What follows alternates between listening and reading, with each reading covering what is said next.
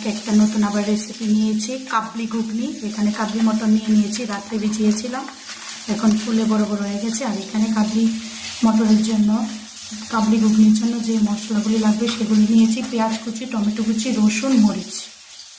এখন কাবলি মটরগুলি সেদ্ধ করে নেব, প্রেসার কুকারে সিটি দিয়ে সেদ্ধ করে নেব, তারপর আবার তোমাদেরকে দেখাচ্ছি। দেখো বন্ধুরা, ঘুগনিগুলি সেদ্ধ করে নিয়েছি, আলুগুলি ভেজে নিয়েছি। এখানে গুঁড়ো মশলাগুলো জল দিয়ে গুলে নিয়েছি। এখানে নিয়েছি জিরে, ধনে, হলুদ, মরিচ, লবণ দিয়ে গুলে নিয়েছি। এখানে টমেটো, পেঁয়াজ কুচি, এখানে আদা, রসুন, মরিচ পেস্ট করে নিয়েছি। দেখো তেল গরম হয়ে গেছে, ফোড়ন দিয়ে দিলাম তেজপাতা,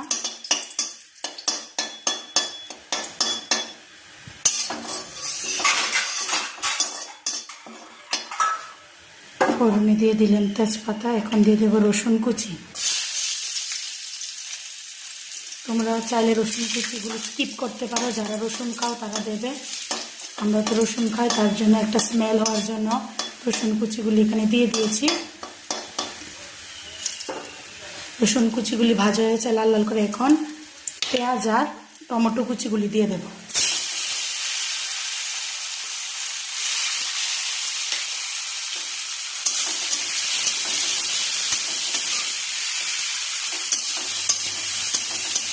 টমেটো পেঁয়াজ কুচিগুলি দিয়ে দিলাম, এগুলি লাল লাল করে ভেজে নেব। তারপর আবার তোমাদেরকে দেখাচ্ছি।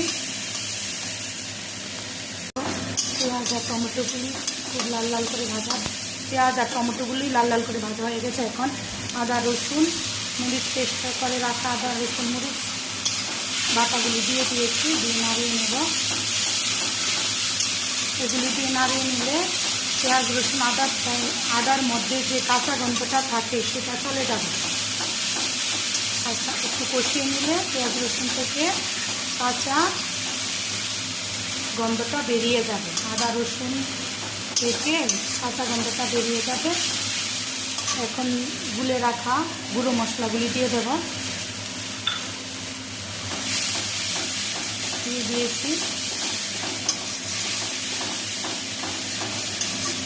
গুঁড়ো মশলাগুলি কষানো হয়ে যাক, এখন কষাবো, মশলাগুলিকে কষানো হয়ে যাক, তারপর তোমাদের আবার দেখাচ্ছি। দেখো বন্ধুরা, মশলা কষানো হয়ে গেছে, মশলা থেকে খুব সুন্দরভাবে তেল ছেড়ে দিয়েছে।